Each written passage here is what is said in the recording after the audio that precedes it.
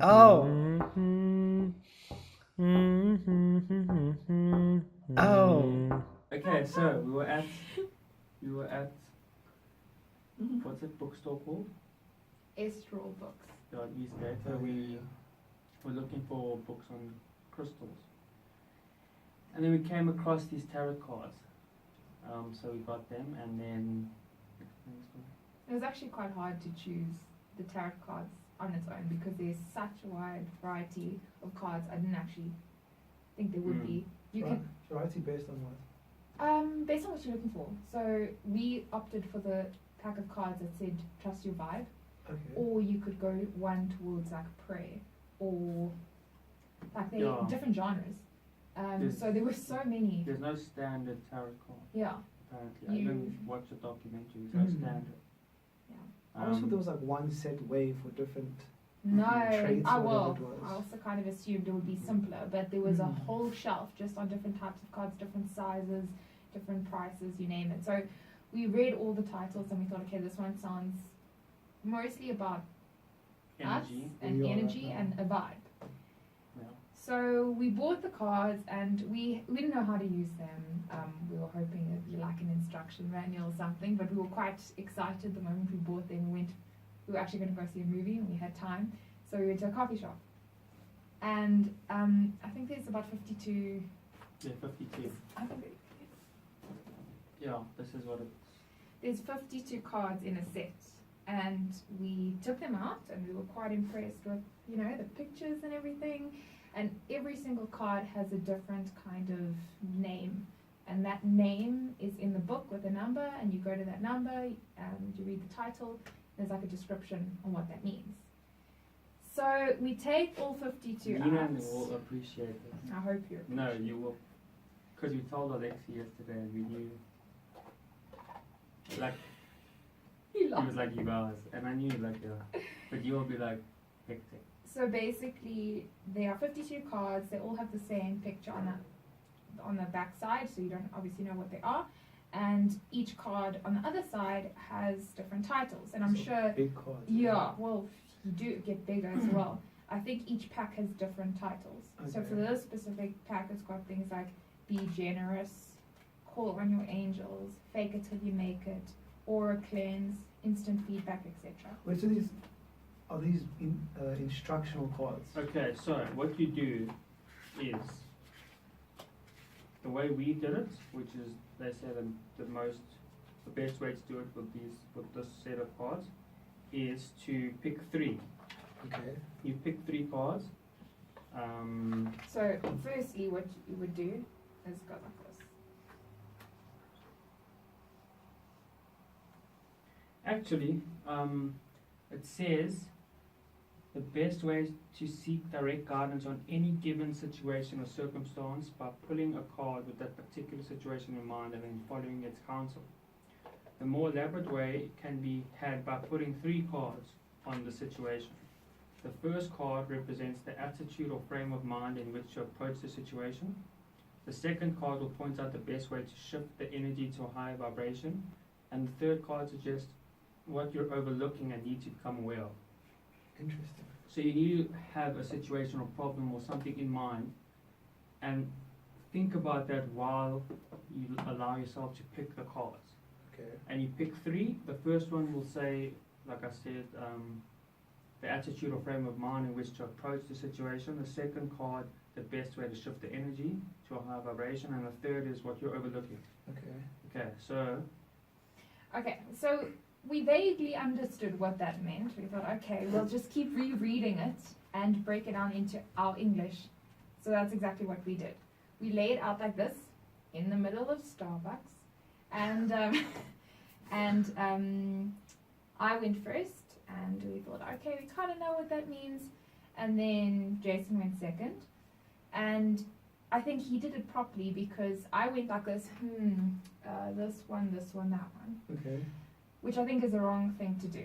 What he did, what I did was I set what was bothering me and I had it in my mind, closed my eyes and I just let my hands and I felt, and literally it'll sound weird, but when my hand was going like like if I touched a card, I felt like it had to be that card. You get And drawn to You get one. drawn, like your body just feels like, I can't explain it. So anyway, like I pull out my 3, one by one. Can we And, say what your yeah. question was? Okay, so before we choose the 3, we say what is on our mind. So he said to me, I feel like I have a lot to do in a short amount of time. Okay? There's a few months until the end of the year, and in that time, I've got X, Y, Z to still accomplish. And I kind of just want to fast track to that time. I want time to go quickly, and I feel a bit rushed. And I just want to get through these last few I months just quick want as- to I fast- wish it was over. I wish I could fast forward it and get So next your year. intention was to allow time to pass quickly. Yeah. Yes. Okay. Okay, so The those were next his- few months, because it seems like I have so much on my plate that that needs to be completed before next year can proceed. Okay. So those were his last words. I want time to just want time to be fast forwarded. So he picks his 3. He goes like this, for example, 1, And with that in mind, 2, and 3. Okay. So he's got his 3. so the first one, the rain opens. Is that from left to right? Oh, I guess. No, yeah, it doesn't Yeah. matter. The So first one I picked. what does the first one mean? As I pick up, the first one is, what it means is the attitude or frame of mind in which to approach the situation or problem. Okay. So as I finish saying I want to fast forward time, I pick up my He first turns it turns over. it over, and it says, "Take your time. Take your time." Out of 52 cards, and the first card, it could have been the third, but it was the first one. Out of 52, he had And closed his That's eyes. the attitude you must take. Yes.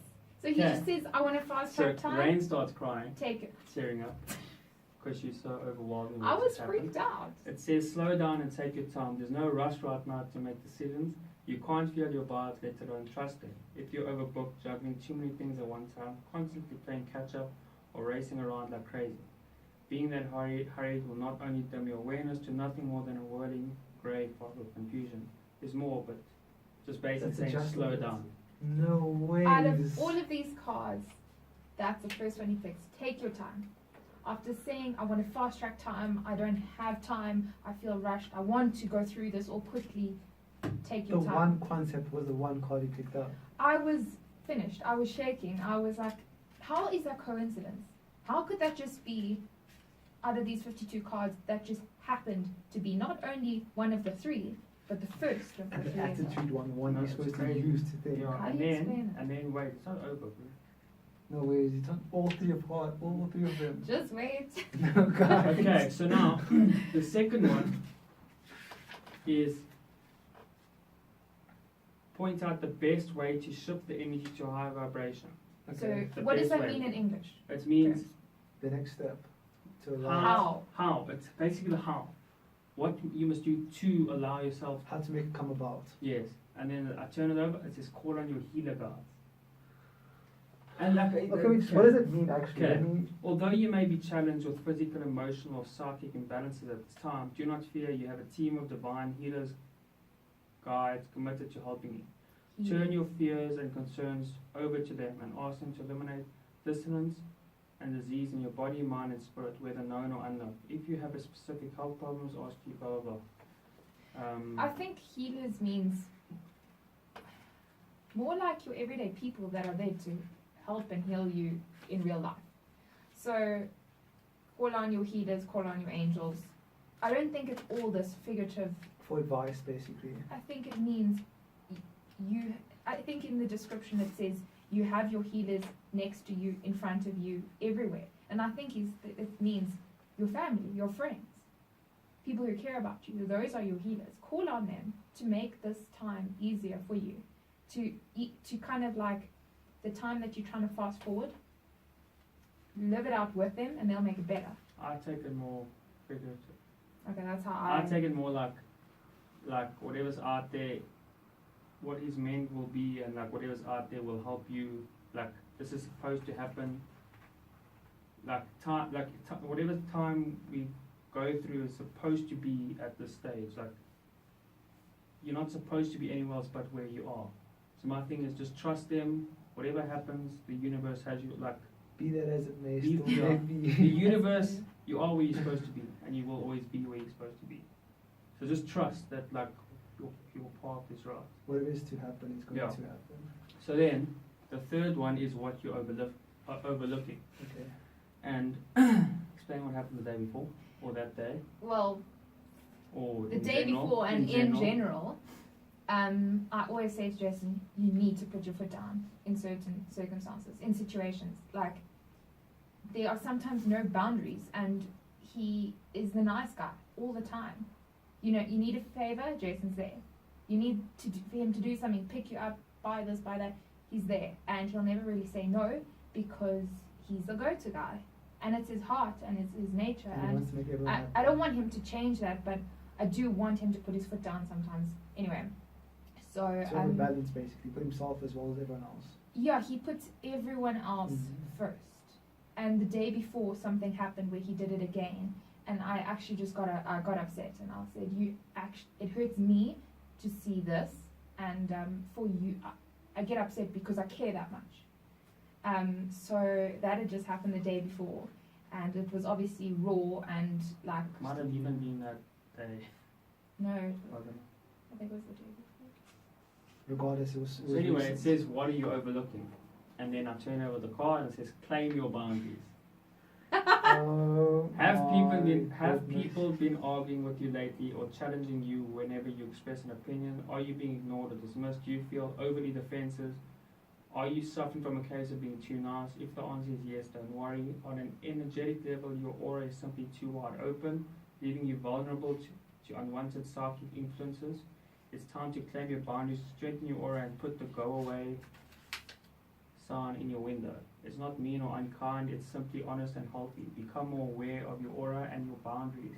Other people are aware of them and will take advantage if you let them. This is your sole task to master, and it gets easier with practice. Practice saying no, go away, leave me in peace, both verbally and silently, and enjoy it. Your aura is your protective shield, and it grows as you gain self-respect. Blah, blah, blah. Every single card So it was applied just in very that hectic. order. But I understand how the description fell perfectly with the cards at the exact same Exact times order. are required. Yeah, the exact order. If the order was any different, It would have been a bit. yeah, So not only these 3 out of the 52, it gets more. I mean, can you explain that? There's no way of explaining that. why do such things as these cards exist if they didn't relate? I mean, I wonder what their background or their history is like. I'm sure they were used previously. And No, there's actually a whole document just getting. Mm. It started off with like Napoleon and I don't know, some other guy that became king of Switzerland after Napoleon died. Yeah. And the cards before that said exactly what would happen, and that's when it became like profound. Oh my goodness. So I was obviously emotional because you just can't explain it. Exactly. That's not coincidence. But do you like? I think if you're in touch with like your higher self, whatever, like these things happen. Exactly. Like so many things like just work for you, work like the universe. If you're in touch with it, it'll come to you, whatever you Yeah, require. I used to be like. What tools are you going to use now to not be the nice guy anymore? I'd like He's to going know. to say no because that book at the end it said verbally or internally practice saying no, go Okay. away. So we walked from Starbucks to the movie house shouting no. Oh Go my away. goodness. To like everyone around you. Well, I Yeah. enjoyed it. He wouldn't. But it's healthy. It's good to Yeah. get it out. But I don't know. How are you going to? Because it's quite a good topic. I've researched a lot about it. In terms of how people get everyone else take advantage of them, or just they be too nice and let themselves drift away from that. What do you So think? you in that space. I'm trying to work on it. So what did you learn from what you? The first thing I learned was that because you have a feeling if you want to do something or not. Sometimes you want to do it because you really want to help the person, or sometimes you do it because you are told to do it. Yeah. So I'm starting to feel whether I feel good about them asking me, or if I don't feel good about it. So if someone asks me to do something that requires like an hour of my day, and I feel good about doing it because I feel like I want to help this person out, I'll do it. But if they ask me something that's 10 minutes of my day and I really don't feel like doing it, I'll say no. Because I know that there's a reason why I would like to and a reason why I would not like to do it. I think there's something pretty simple in how I make those decisions, and I think how you do too. Would they do What it? you get is what Yeah. you're gonna give, Yeah. and how people treat you, you'll happily treat them the same. And I think I think I don't think anyone. I don't want to say. I don't think many people would do for Jason, what Jason what he does for everyone. How he treats me, I would do anything for him because he treats me that way. I have the same with some friends of mine. If you do something, if you bail, or if you do something to,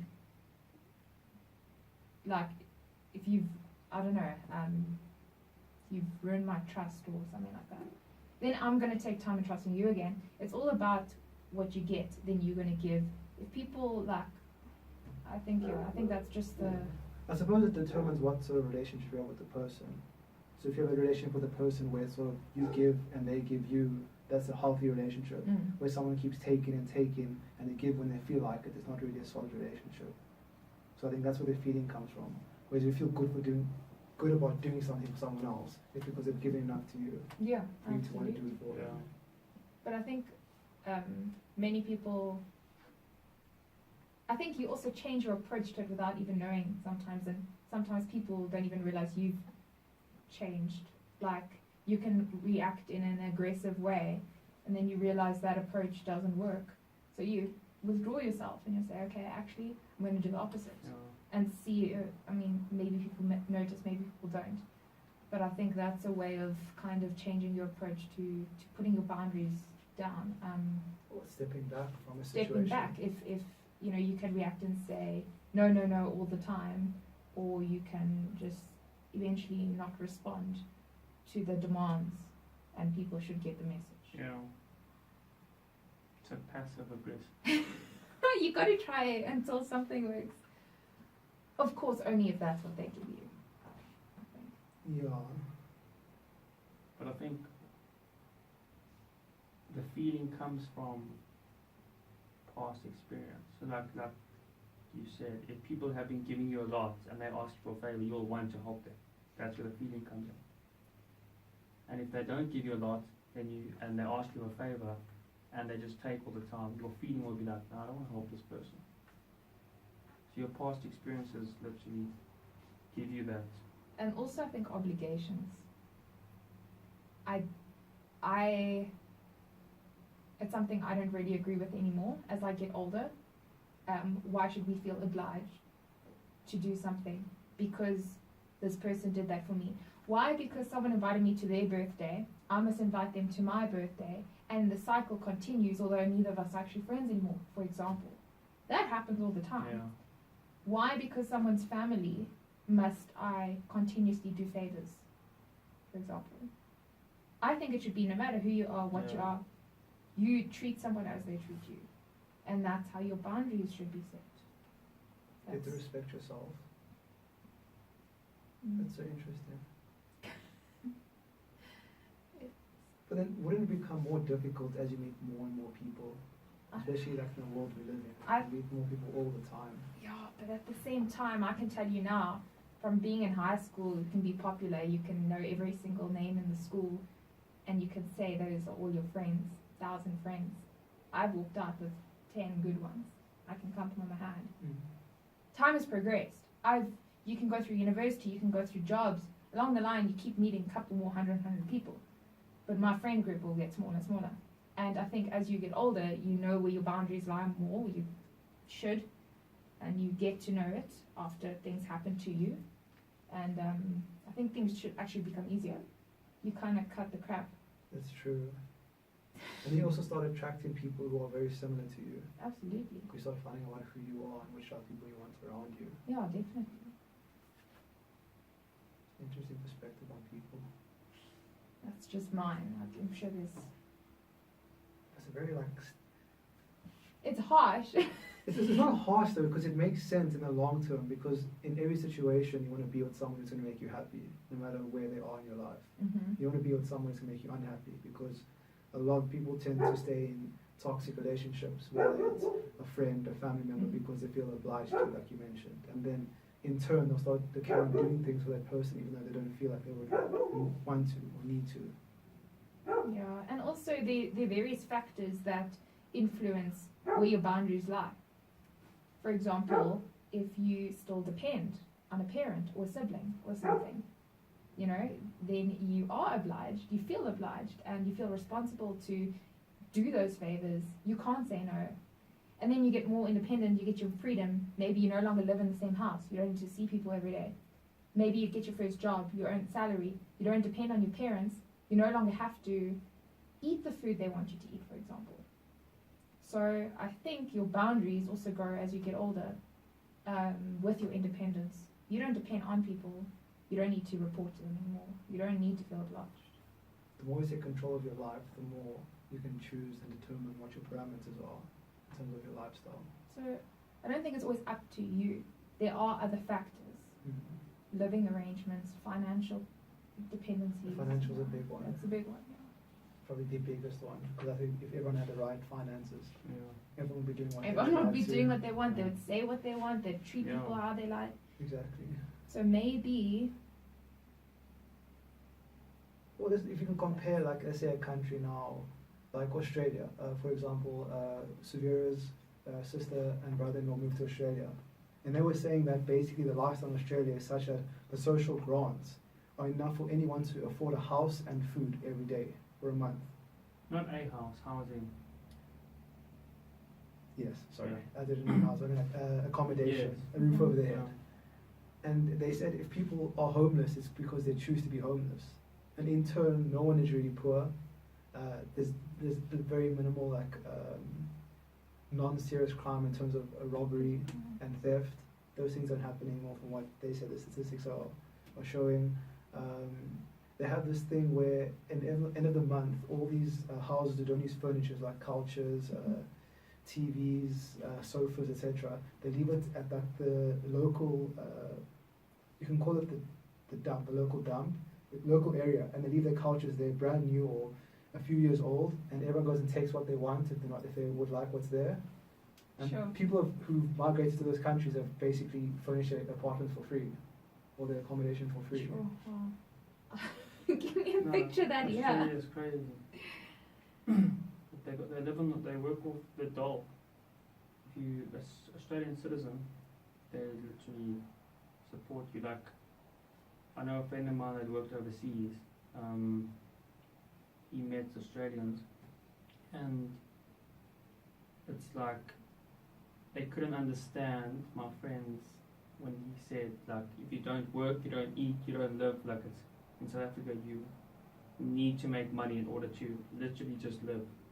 And they couldn't understand that because they're so well taken care of that they'll always have food, they'll always have housing, regardless whether they'll actually go into jobs, and all they have to do is show the government that they've tried to get work and failed. So they'll go into a job and they'll ask them, like, can you wash a car? Like, and they'll purposely fail for a job interview just so they can get the dollar and not have to work. They'll be like, no, I've got a lump and I can't do this and I can't do that. They'll purposely fail, show that they've tried to the government, and they'll get money every month. Yo, That changes the whole we game. should then. copy this. No. Yeah, well, you got a long time to get there. I think that would result in less toxic relationships then, or less people No, being everyone had obliged to do the if things they everybody want had to. their full independence, there would be a lot less of, like, it's hard when you see people every day and you still, like, using their, like, stuff. And But as soon as you've got your own independence and like your own, literally you owe people nothing, then I mean it's so easy to say no. Or just like isolate yourself from them, at the least. You don't have to see them, you don't have to speak to them, you can block their number. No? Yeah, I agree, but like isolate is a harsh word, you know, like I also think once something like that is done, then people realize. And that's sometimes the balance you need. I mean, I can't really speak for myself because I loved, like back home, being around friends, being around family. Most people, just teenagers, like can't wait until they move out. And then they move out, and then they're like, oh, I miss that. Or and sometimes it's the opposite, you know. Everyone's like, oh, I can breathe now, you know.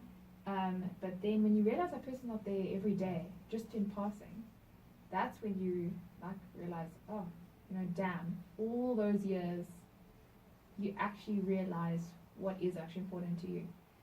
And I think that is the gap for people to maintain relationships. That space there is now there. That's what was needed. And then you can actually build a positive relationship. I think is possible.